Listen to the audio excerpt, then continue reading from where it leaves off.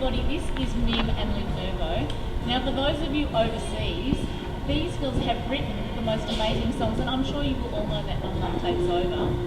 Did you know that was my song when my husband and Yes, I you travelled? told me! It was so funny. Oh, sorry. So, we're in a shop, it's Fashion Week here in Melbourne, and the girls are here representing being the face of Fashion Week. Ambassadors. Yes. And so I met them the other night, and they were so up and happy that I had to introduce you guys who hadn't seen them across the world, because they're the faces behind all these incredible songs. Tell them who you've written songs for. Rachel Stevens kind of kicked it all off. About 4 years ago. And then Hannah Montana, we wrote the theme song and single to her film. Who else? Kylie Minogue, we just recorded 2 weeks ago.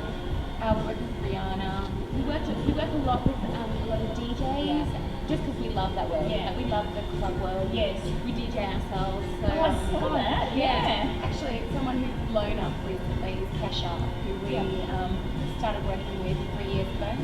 So it's great to see her. But the funny thing is, guys, we all think that these things happen overnight. You know how you sort of think, oh, I wish I could be a songwriter, and look at them, aren't they lucky? It's just happened, you know. But how long's it taken, really? How long is it? We left Australia when we were 19, so 8 years ago. Yeah. See, so everyone, when you've got a dream, you just can't think it's going to happen like that, because it is all the small steps to the big grand picture, and it's enjoying the journey along the way, isn't it? I think that's the most important thing. Yeah. Have a goal, go nuts for it, but try and step back and enjoy yourself. Because I think there were times when we were too focused, and then everything just gets because you want it too much, and then it almost attracts the other stuff. And then what happens is when we finally let go, finally let go. I think that's when it all starts to work with us, it's kind of hard finding that balance, but definitely. I think we expected it to happen so quickly, and then when it didn't, we had a quarter life crisis. Yeah. And then we were like, oh well. I do. They're like, oh. I love them. Do you love? Yeah. I love them. They're like the old Elizabeths, So then what happened is when we kind of hit rock bottom, we were like, oh whatever, let's just keep going and see where it leads us. That's when things started. Because you were allowing, you didn't sound like you believe in the law of attraction, are you? Do you know what that is? When you don't want something and then something comes, or want something and you attract it. And it just sort of happens the way it's supposed to, and you sort of allow things to kind of work out. You don't get too ripped up about it. It's kind of working with us at the moment. I think it has. What's the hope for then? Nothing. No. So do you have my motto, which someone told me this when I was 19, and I love it, nothing ventured, nothing gained. Oh my God, love it. Do you love that? I love things like deeds, not words.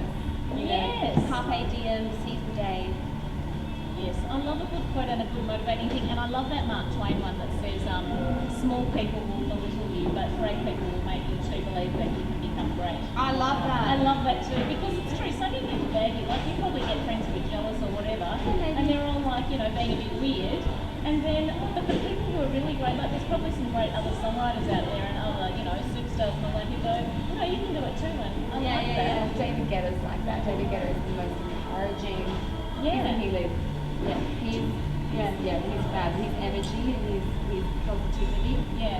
It's infectious. Do you know what? Funny you should mention that, because I once read an interview with Kylie, or I can't remember whether I read it or it was on TV or whatever, but I remember her saying, it was at the beginning when we were working, when we were starting out, and I remember her saying, do you remember? No. That I think someone asked her about someone who had just exploded in the music business. Back then it might have been someone like Rhianna. And I remember Natalie Boulier saying,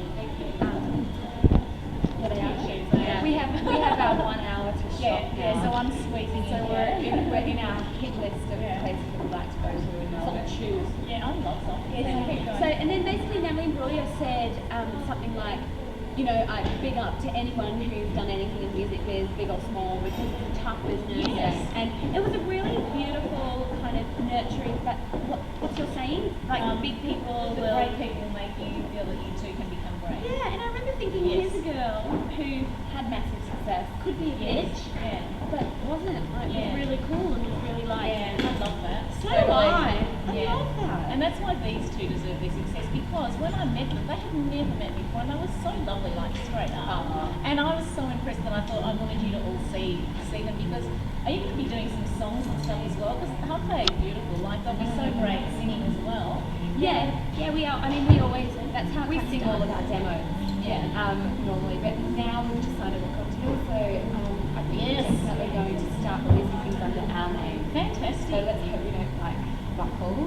pressure, but you know what?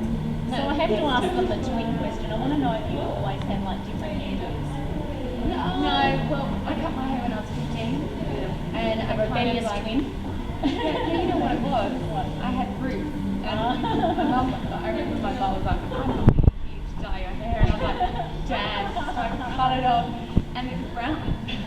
Well, you know, that grey kind of, not blonde, not brown colour. So then I cut it off, and that's how I got short hair. I'm not sure. I love it that you two look so like you're different as well. Yeah. Are you identical? Yeah. Great. So these two girls, everybody keep your ears out, and I'll keep you posted on all their latest stuff. Because they're awesome. And she's got my necklace on. I was so excited that you got And it. love it. Love it. Peace So and love. Peace and love. Yes. Beautiful. I love